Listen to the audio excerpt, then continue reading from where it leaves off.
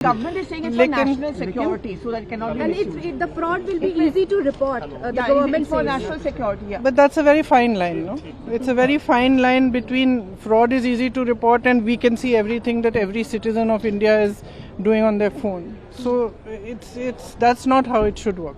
There should be an effective system to report fraud, and we've discussed this at great length on cyber security and this and that, and definitely there's a need for cyber security, but that doesn't mean that it gives you an excuse to go into every citizen's telephone. I don't think any citizen would be happy. In the name of helping the people's consumer, BJP government is trying to attack on privacy of the common people. We had an experience of Pegasus here in India. So the government is trying to put a surveillance on entire people of this country through this app. They had used Pegasus.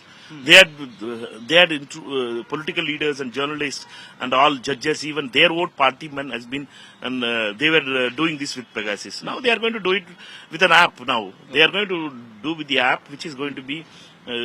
Only way is that every Indian is going to be snooped into it, and in a mass scale they are going to do it, which is unacceptable, and we should all protest. And because these kind of apps, these kind of activities by the government is unacceptable. संचार साथी सरकार कह रही है कि चोरी फर्जीवाड़े को रोकने के लिए इस ऐप को लेकर वो आ रहे हैं। डिजिटल अरेस्ट जैसी घटनाएं हो रही हैं, इसलिए जरूरी था, वक्त की जरूरत थी। ये आप लोग कह रहे हैं कि ये बिग ब्रदर एटीट्यूड है, ये हमेशा आम जनता पे नजर रखने की कोशिश हो रही है, ऐसे आरोप क्यों? नहीं तो आप लोगों, अगर आपके पास से सिंगापुर मॉडल अपनाइए ना, सिंगापुर के अंदर हर आदमी के ऊपर नजर रखी जाती है। आप कहाँ मूव कर रहे हो, कहाँ जा रहे हो, सब उनको 1 मिनट में पता चल जाता है, 1 सेकंड के अंदर। तो आप रखिए ना, आप टेक्नोलॉजी का जमाना है, वो टेक्नोलॉजी अपनाइए। आप नॉर्थ कोरिया क्यों बनाना चाहते हो देश को, कि कौन कैसे बाल काटेगा, कौन कैसे चलेगा, कौन कैसे हंसेगा, कौन कैसे कपड़े पहनेगा, हमको क्या खाना है, ये सब आप तय करोगे। आप कहाँ लेके जाना चाहते हो? आप लोगों के मोबाइल के अंदर घुस करके उनकी निजता का हनन करने का काम करेंगे। अपोजिशन ये जो इशू ढूंढ करके लाने का आवश्यकता नहीं है। विंटर सेशन पार्लियामेंट में बिजनेस तय किया गया है, बहुत सारा मुद्दे हैं और कई मुद्दे जो अपोजिशन ने भी उठाया है, उस पर हम बातचीत करके आगे क्या करना है इस पर विचार करेंगे।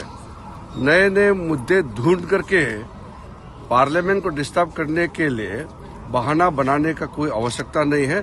हर मुद्दे अपने जगह में इम्पोर्टेंट है। कोई मैंडेटरी नहीं है। आप अगर रजिस्टर नहीं करना चाहते हो, मतलब कि उदाहरण के तौर पे इस ऐप का उपयोग नहीं करना चाहते हो, तो रजिस्टर मत करो, वो डोरमेंट रहेगा।